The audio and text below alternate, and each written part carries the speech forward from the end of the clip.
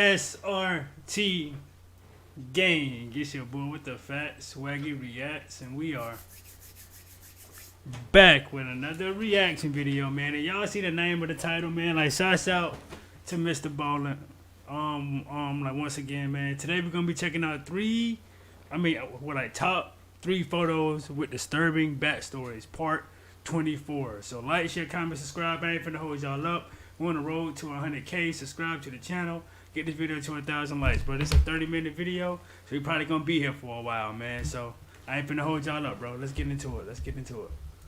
Today, I'm going to share 3 progressively more unbelievable stories, and at the end of each of them, I'm going to show you the photo that is famously associated with that story. But before we get into those stories, if you're a fan of the strange, dark, and mysterious delivered in story format, then you come to the right place because that's all we do, and we upload once a week. So, if that's of interest to you, please offer to refill the like button's Keurig coffee machine water tank, but instead of using water, use vinegar. Also, please subscribe to our channel and turn on all notifications so you don't miss any of our weekly uploads. Use okay, vinegar. Let's get into today's stories. March 25th, 2017, a 25-year-old farmer named Akbar Solobiro was harvesting palm fruit at the local oil palm grove near his tiny village in Indonesia. Now, the way Akbar would do this is he would use this long curved pole and he would prod at the bright red fruit in the tree, knocking it to the ground, and then he would gather it up, put it in his cart, and wheel it back home to be sold for palm oil. Now, on this night, Akbar was actually working later than usual because his wife and kids were out of town for a couple of days visiting family, and so there was no real reason to head back home because the house was empty. But Akbar was actually just fine with that because there was tons of ripe fruit, and so staying late would be quite profitable. But after a while, when the sun had finally set and it was getting difficult to actually even see the fruit in the tree, Akbar knew he really needed to leave soon because this area at night was actually not safe. And so Akbar gathered up the remainder of his fruit on the ground, he put his pole in the cart as well, and he began quickly making his way back home. Later that evening, one of Akbar's neighbors was asleep in their bed inside of their home when they woke up suddenly to the sound of something out in the jungle, not far from where Akbar had been harvesting palm fruit. And so this neighbor, when they sat up, they couldn't really tell what the sound was. It almost sounded like a stifled scream or maybe some animal that was fighting with another animal. But as the neighbor sat there straining their ears to try to hear it again, they didn't. All they heard was normal sounds coming from the outside. And so the neighbor decided that the sound they heard must have been a cat or maybe a monkey, and whatever it was, it couldn't have been a big deal. And so this neighbor went back to sleep. The following evening, so 24 hours later, another one of Akbar's neighbors walked outside of their home to begin the walk over to the jungle to harvest palm fruit. And when they went outside, normally around this time, Akbar would be coming outside as well, because these two often went to the grove together. But, this neighbor is looking and Akbar's not outside, and he looks up at Akbar's house and it's dark and quiet. And so this neighbor's thinking to themselves, where is Akbar? I know he worked late last night. I didn't hear him come in. And come to think of it, I haven't seen him all day. And now, of course, I'm not seeing him as well. And so this neighbor, feeling concerned about Akbar, walked over and knocked on his door, but nobody answered. And so really starting to think that something could be wrong with Akbar, this neighbor went to Akbar's uncle's house. And when Akbar's uncle came to the door, this neighbor explained what was going on and they're concerned that, something could have happened to Akbar. And so the uncle and this neighbor would go back over to Akbar's home and they would actually try the door. It was locked. They looked inside the windows and it looked like no one was in there. And they also noticed that where Akbar typically kept his cart that he would transport his fruit in, it wasn't there either, which made them think, Akbar must still be out somewhere with this cart, because this cart is very important to him. Right. And so ultimately, the uncle, after seeing the state of his nephew's home, he agreed with this neighbor that, something was wrong here. And if they wanted to find Akbar, they really needed to get together a search party right now and go looking for him. Right. So the uncle contacted the leaders of the village. Yeah, brother, what y'all think happened? Y'all, let me know down in the comments. What y'all think happened, man? He just disappeared like that? And they, in turn, rounded up all the able-bodied men in the village, and they all got together with headlamps and flashlights and machetes and knives, and then all together, they began walking away from the village into the jungle in the direction of this palm grove, which was the place that Akbar had been last. And so this big group of men, they get inside the jungle, and they begin walking along this path, which was the most likely path that Akbar would have taken to go to the palm grove and also to return from the palm grove. And as they're walking, you know, the sun is starting to set, it's getting dark, and the animals in the jungle, they're all making noises and kind of yelling at this group as they're moving through. And this group, they're shining their light around looking for any sign of Akbar, but there wasn't any. They were calling his name out, there was no response.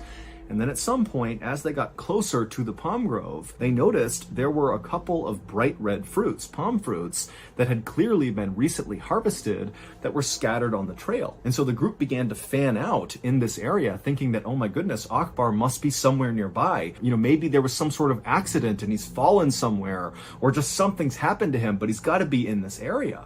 And so the group began fanning out off the trail, kind of hacking their way through all the underbrush.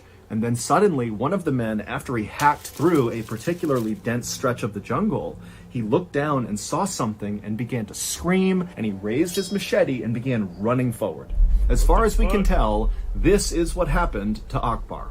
The previous night, after Akbar had decided, you know, it wasn't safe to be in the jungle at night, he needed to leave, and so he gathered up all of his things and he began walking along that path where the search party would find all that fruit scattered on the trail. And so he's walking along this path, and he thinks he's alone, he thinks he's okay, but in reality, he wasn't. He was being watched and followed very closely from something up in the trees. And so as Akbar moved along, this thing was kind of trailing him and seeing what he was going to do. And then at some point, this thing up in the trees began moving its way down closer and closer to Akbar. It was a 23-foot-long reticulated python.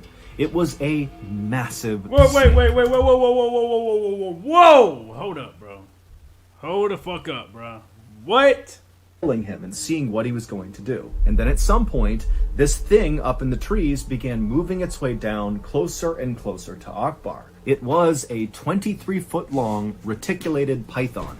It was a massive snake. Oh the my snake God! came down No, bro. and launched No, an attack on bro. Akbar, grabbing the back of his neck with its powerful jaws. And as soon as the snake clamped down on Akbar's neck, he let out a stifled scream, which was the scream that had woken up that other neighbor who sat up in bed. That's exactly why I don't do these. I don't go out to the woods, this, that, and the third. People want to know, bro. Like, why? Oh my God. Python, bro. Wondering what that was Akbar screaming out. But that was the only sound Akbar could make, because immediately the snake wrapped itself all around Akbar and squeezed him tight. And after crushing Akbar, breaking almost every bone in his body, the snake relaxed and then slithered off of Akbar. And so Akbar fell to the ground and was either dead or very close to death. And at this point, the snake opened up its jaws and positioned itself right in front of Akbar's head. And then it began kind of slithering itself forward, consuming Akbar head first. And the way pythons do this is they don't really chew on their victim. Instead, they kind of put their mouth over the top of whatever they're going to consume, and they kind of undulate and walk their bodies forward, driving the victim deeper and deeper into their body until they are completely consumed. And so the next night, when one of the members of the search party had gone off the trail and began hacking away and then saw something and charged after it with his machete, what he was seeing was the python, who very clearly had a person inside of its... bro, listen, bro. Where in these countries they be having these type of snakes, bro? Like, this is crazy, bro. A whole python. I think it's like in like India and other places, like, bro, this is crazy, bro. Like, look at this, bro. Stomach. You could see the outline of the person. And so this search party member ran forward and hacked the snake, opened it up, and there was Akbar fully dressed and deceased inside of the snake.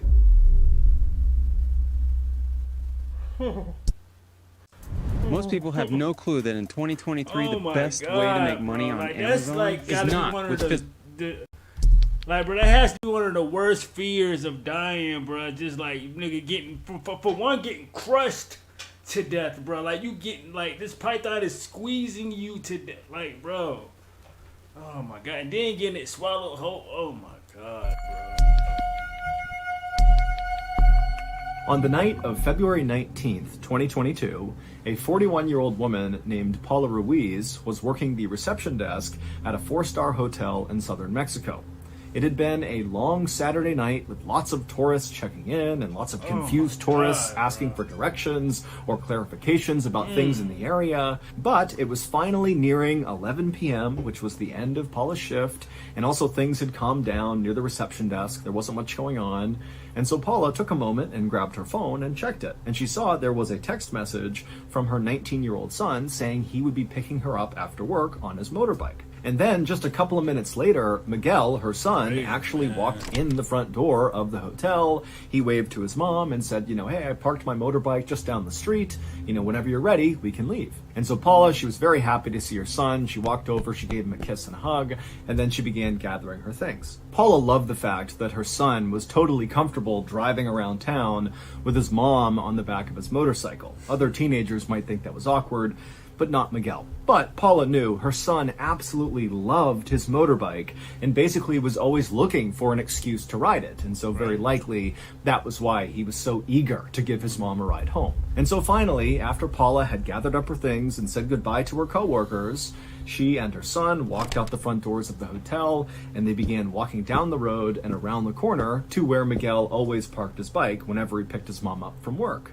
However, when they turned the corner and looked at the spot where Miguel said he had parked, his bike wasn't there. Now, at first, Paula asked Miguel, are you sure you parked it here? Maybe did you park it farther down the road? But Miguel said, no, this is where I always park. I definitely parked it right here. And so Miguel became convinced that someone must have stolen his bike. Right. That was the only explanation that made sense. But Miguel still had the keys to his motorcycle, which meant whoever had stolen it had likely hotwired it. And since that takes quite a bit of time to pull off components of the bike and kind of fiddle around with the wires to make it start, Miguel was thinking that, okay, maybe they're still in the area trying to hotwire it. Let's go look for them and get the bike back. Now, the city in southern Mexico where Paula and Miguel lived was called San Cristobal de las Casas, and it was a totally beautiful place surrounded by all these hills.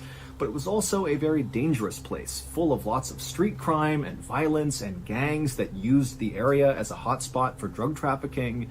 And so this is not really a good place to be walking around at night, let alone trying to chase down some bike thief. But Paula and Miguel, they knew this. They lived there. They understood the risks. And Paula especially, she knew that Miguel was going to go looking for this bike because he loved that bike. He finna turn down the wrong neighborhood and everything's gonna go left, bruh. Oh, bruh. Here we go. Hesitate and said, okay, Miguel, let's go looking. And she figured at a minimum, she could take a video or a picture of the thief if they found them with the bike, and then they could give that to police, and then maybe they could track the person down if Miguel and Paula couldn't get the bike back that night. And so Paula and Miguel began running down these side streets. I don't think they're just gonna let you take a picture of them, my nigga. So you can get it out your head now. That's not happening. Streets looking all over the place for Miguel's bike, and you got a picture of some narrow alleyways with barely any lighting. I mean, this is a sketchy area.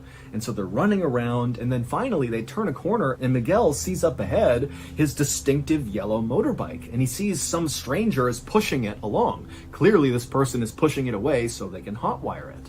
And so Miguel and Paula begin charging down the road, and Miguel actually gets in front of this guy and stops him, and Miguel starts screaming at the guy to give him his bike back, and then Paula, she joins her son, and she starts screaming at him as well and taking videos and pictures. And then as this is happening, another man on a motorbike came flying up behind Paula and Miguel. And as they did, Paula and Miguel heard the sound of the engine, and they turned around, and all Paula saw was this young man holding a gun, aiming it at her son, Miguel, right at his chest. And so her motherly instincts kicked in and she leapt in front of her son, and then not knowing what else to do, she raised her phone and took a picture. And then seconds later, there was a loud bang, and then suddenly this guy who had been trying to steal Miguel's bike gave it up. He dropped the bike, he took off running down the road, and the gunman, he too turned his bike around and sped off down the road, leaving Miguel and Paula in the alleyway. Please don't tell me, oh man,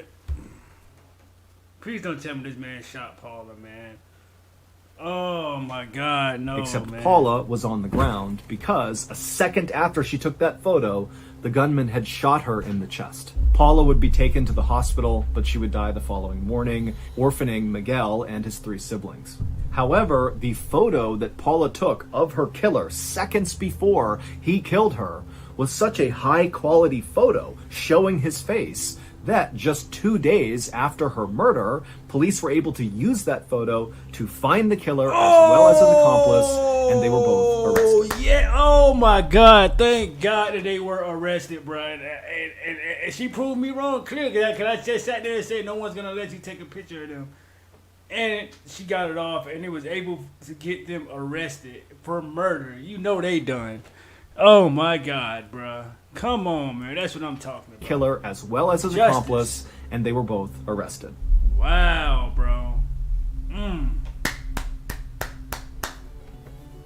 If you didn't catch my live storytelling event last month on the official Mr. Ballen Discord server, then you kind of missed out. Not only were the stories awesome, at least according to me, but we also temporarily broke Discord because of how many people were trying to watch the event at once. But don't worry, you can be a part of our next live storytelling event on Discord if you just join the Mr. Ballen Discord server, which is completely free. And I know y'all looking at me like, yeah, Swag, yeah, you missed out on it. Yes, I did. I'm sorry. Life been going on, so sorry. But we definitely gonna join that Discord, my guy. We definitely doing that. All you have to do is click the link in the description of this video or click the link in any of my social media bios. Also, the Mr. Ballen Discord server is not just a place for live events. It's also a place where I make all of our biggest special announcements, and this summer we have a couple of huge announcements. So if you want to hear those announcements, you gotta get on the Mr. Ballen Discord server. Either click the link in any of my social media bios or click the link in this video's description below. Okay, back to the stories.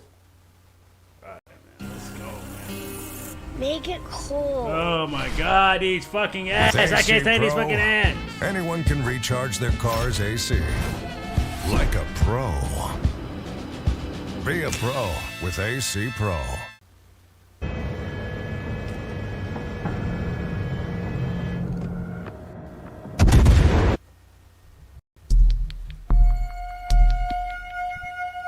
Familiar face. On the morning of February 25th, 2015, in a little house in the city of Cape Town in South Africa, a 17-year-old girl named Mishe Solomon was packing up her homework in between bites of her breakfast. And as she did this, her mother, Lavana, walked into the kitchen with a big smile on her face, and she was holding up this beautiful red flowing dress, and immediately Mishe knew what it was. Her mom had been making this dress by hand over the past couple of days. It was for a big school dance that was coming up, and she saw that it was now done. And so Mishe, she put down her breakfast and her homework, and she rushed over to her mom, and she admired this gorgeous dress and thanked her mom for all the hard work and said it's absolutely perfect.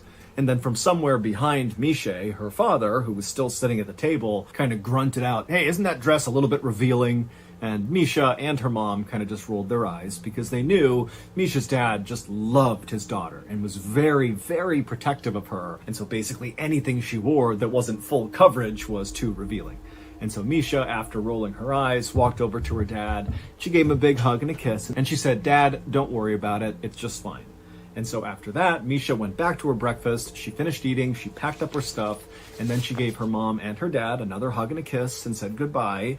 And then she headed out the front door out to the road where her aunt was waiting in her car. As Misha's aunt drove her to school, like she did almost every single morning, Misha began to notice her aunt was acting kind of strange and constantly looking behind her and looking in her rearview mirror. And finally, Misha said to her aunt, "What's going on? What are you looking at back there?" And Misha's aunt would say, I know this sounds crazy, but I'm pretty sure there's a white car that's following me. And in fact, over the past couple of days, I've seen what I think is this same white car following us anytime I'm driving you to school. And so Misha just turned around and Whoa, hold up. So it's following her every time she... Wait, so this isn't the first time? So this has been happening. Whoa, hold up, bro. What? Over the past couple of days, I've seen what I think is this same white car following us anytime I'm driving you to school. And so Misha just turned around in her seat and looked out the back window, and she saw there were dozens of white cars on the road, so it was pretty difficult to tell which one her aunt was talking about. But as she's looking, none of the cars seemed suspicious. And so Misha turned back around and told her aunt, I think you're just being paranoid. Nobody's following us. There's no reason to follow us. A few minutes later, Misha's aunt pulled up alongside the front of the school, and Misha said goodbye to her aunt. She thanked her, she hopped outside, and she rushed into the school. And then Misha made her way up to the hallway where her first class was, and as she was walking down the hallway, her best friend, Cassidy Nurse, was walking up the hallway in her direction. And so right away, Misha sees Cassidy, and she waves and smiles and begins walking towards her. But Cassidy gave Misha this kind of weird, lukewarm smile, and then quickly looked away from Misha, and then Cassidy turned and bolted into the nearest classroom. And so Misha just came to a stop and just looked at the doorway where her best friend has disappeared, and she starts thinking to herself, what's going on? Why did she do that? That was so cold. Right. And then Misha began to think about the fact that actually, over the past couple of days, Cassidy had been acting really strange. It was like she was trying to avoid Misha, but Misha had no idea why. It wasn't like they were fighting. Normally, Misha and Cassidy were totally inseparable. And they're they had best friends. met earlier that school year, and even though they were actually kind of far apart in age, Cassidy was in 8th grade and Misha was in 12th grade, it was like it didn't matter. It was like right away when they met each other, they had this special bond where they just had to be around each other all the time. They shared everything with each other, and certainly anytime they saw each other in the hallway, they would stop to chat or even go into a nearby bathroom and do each other's hair and makeup and share any gossip they had recently like typical heard. So girl for shit. Cassidy to act like this was just totally uncharacteristic, and it really upset Misha. But just then, the bell rang in the school, so Misha knew at this point she was now late for her class, and so she had to forget about whatever was going on with Cassidy, and Misha just hustled down the hallway and went into her classroom. And so Misha, she takes her seat at her desk, she puts her stuff down, and she's getting ready to listen to the teacher, when suddenly the principal comes in without even knocking, and without even saying anything to Misha's teacher, the principal walks right up to Misha and says, "I need you to come with me." And right away, Misha's classmates, all who saw this, they begin oohing and awing as if Misha is in huge trouble. But Misha's thinking to herself, I didn't do anything. Right. I have no idea what this is about. What's going on? And so she kind of smiled like it was no big deal. She picked up her stuff and she followed the principal out into the hallway. But as Misha followed the principal down the hallway towards the principal's office, Misha's smile faded and she began to wonder, what is this about? What's going on? And then finally, they got to the principal's office. The principal opened up the door. Misha went in first, and the principal trailed behind her and shut the door behind them. When Misha looked into the principal's office, she saw there were already 2 people inside who she didn't recognize. It was 2 women who were very serious looking, who were sitting on the side of the room. And as soon as Misha walked in, the 2 women, without introducing themselves, just told Misha to come over and take a seat next to them. And Misha, instead of doing that, just paused and looked at the women and said, "What's going on?" And at this, the 2 women kind of looked at each other, and then one of the women piped up and said, "Misha, we're here because the police sent us. And they sent us because of a photo that you and your very close friend Cassidy took." But before Misha could ask any questions like, what photo are you talking about and really what's going on here, these 2 women would explain the whole situation to Misha. And basically what they did is they told her this long, very convoluted story that involved Misha, it involved Cassidy, it involved this photo. And by the end of this story, this explainer story, Misha had taken a seat and put her hand over her mouth in utter disbelief. And then when the women were done explaining everything, Misha had a million questions, but it was like she was so overwhelmed with what she was just told that she just continued to sit there with her hand over her mouth, totally silent. And then finally, Misha did break the silence by saying, "Can I please just call my parents?" And at this, the social workers said, no, you can't. And in fact, the police are already at your parents' house. They're talking to your parents right now. And so you can't. Yo, like this got to be like a murder or something, bro. Like they had to catch something in a photo or something. Like, what is going on, bro? Talk to them, and you can't even go home. In fact, you have to come with us. You can't for even tonight. go home. And then the two women got up and they made their way out of the principal's office, and they said, come on, Misha, you have to come with us. And so Misha stood up, and she's totally flabbergasted. Right. She really is like, how is this real life? And the principal at this point walked over and gave Misha a hug, and it was like suddenly the floodgates opened, and Misha just began sobbing hysterically. And as she did, the social workers just stood there waiting patiently, and then as soon as it seemed like Misha was done crying, they said, come on, you really need to come with us. And so Misha, she let go of the principal, and she followed the two women out of the school, out to one of their cars. And once they got in the car, the two women explained to Misha that they were going to take her to a safe house for the night. But before they went to the safe house, they would need to make a quick pit stop at a local medical clinic. And so Misha, who at this point is not even asking questions, just said, okay. And so the women, they drove to the medical clinic. They were inside for just a matter of minutes. When they came back out again, they drove the rest of the way to the safe house. And when they got to the safe house, it just looked like a normal house on the outside. But on the inside, when the two women were leading Misha through and showing her where everything was, the kitchen, the bathroom, her bedroom, all Misha saw was all these other kids who were staying there, who were orphaned and abandoned. And it started to give Misha a panic attack. And she asked the women again, can I please call my parents? And they said, no, you really can't. But one of the two social workers could tell that Misha, she's having a breakdown. This is the worst day of her life, very likely. And so one of the two women actually offered to Misha to come home with her and stay at her house instead of the safe house. Yo, it's her parents or something, like, what, dead or something? Like, what is going on? And then these ladies talking about just taking her in, this, that, and the third. Like, what? Yeah, bro, like Misha to come home with her and stay at her house instead of the safe house, and Misha agreed. And so that social worker and Misha, they would leave together, they would get into that woman's car, and they would drive to her house. And then the social worker told Misha that unfortunately now it was just a waiting game. They needed to wait for the police to get back in touch with them with more information. That night, as Misha lay in this woman's guest bedroom, looking up at the ceiling, wondering how the heck this had become her life, she began to think about the photo that her and Cassidy had took that had kind of started this whole horrible thing. And so Misha began to think about the day they took this picture, and all she remembered was that she and Cassidy were just kind of goofing around and smiling and making funny faces and just taking photos as they went. She certainly didn't think that one of those pictures they took would totally change her life.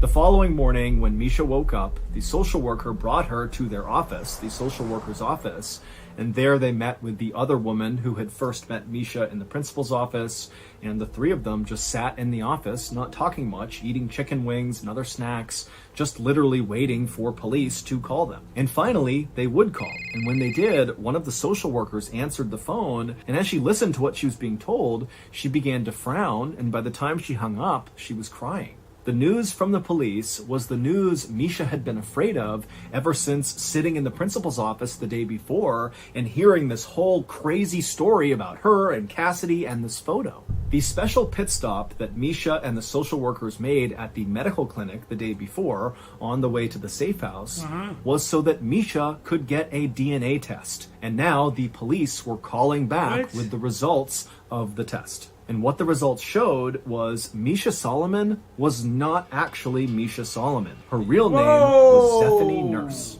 17 years earlier, Zephany Nurse had been stolen out of her crib at the hospital in Cape Town, and despite a massive manhunt for her, she was never found. And so this was a huge, famous case in Cape Town, and most people assumed it would never be solved. But Misha's DNA had done just that. It proved that Misha's parents, who had loved her and raised her since she was a baby, were not actually her parents. Wow! So she was stolen from out the hospital as a baby.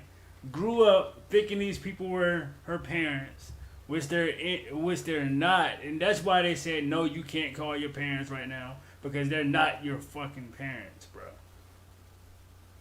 That is crazy, dog. Her mother, Lavana, was actually her kidnapper, and now she was under arrest. But even though this revelation was incredibly shocking and upsetting for like, why was the old girl avoiding her though? Like, I'm pretty sure he's gonna tell me. Misha, it was not nearly as shocking as learning the identity of her real biological parents. The social workers took Misha from their office to the police station where they told Misha her real biological parents were waiting to meet her. And so once they went inside the police station, Misha gripped onto the social worker's arm tightly. She was incredibly nervous, and she was led down a hallway to a door that was shut. And then finally, when Misha was ready, she pushed the door open, and her real parents, who were sitting right in front of her, they stood up and they ran towards her crying. But Misha just stood there, stunned and silent, staring at them. Because these people, they were not strangers to her. She knew them extremely well. They were the parents of her best friend. I knew it, bro. I literally was just sitting here thinking, bro, like, please don't tell me that her best friend is, oh my God, her best, oh my, nigga. So, like, that's why they were so, like when they first met, they were so, like, they bonded automatically because they were sisters, bro. That's crazy this whole time, and they were, man, that's crazy, bro. What?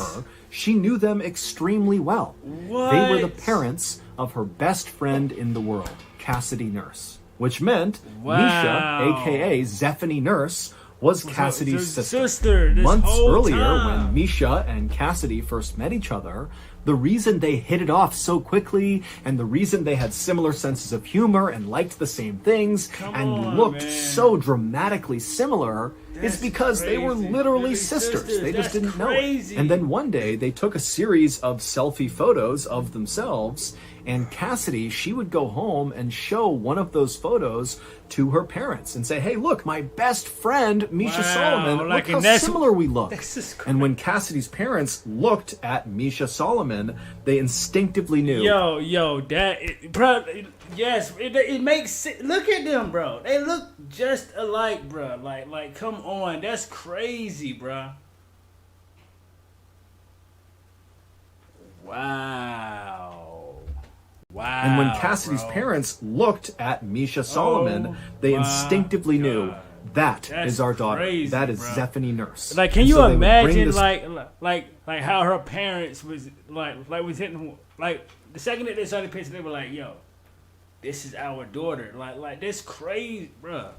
Instinctively knew that is our daughter. That is Zephany Nurse. And so they would bring this photo to the police, and the police would begin to investigate. And during this investigation, they began trailing Misha. So when Misha's aunt told Misha, and that's what that white car was when they were following them, because they was making sure. Yep, it all makes sense. That she thought a white car was following her. Makes sense. She wasn't just being paranoid. Those were investigators following Misha around, trying to get a feel for her schedule, because they needed to approach her when she was alone in order to get a DNA sample. They were worried if they contacted Misha and tipped off what they were doing, she would tell her parents, who were actually her kidnappers, and then potentially they might take Misha and run away. So they couldn't risk that. They had to basically follow her around and wait for an opening to get this DNA test done. And so this was also the reason why Cassidy was acting so strangely towards Misha in the few days before the truth was revealed. It's because Cassidy knew about this investigation, and the police told her,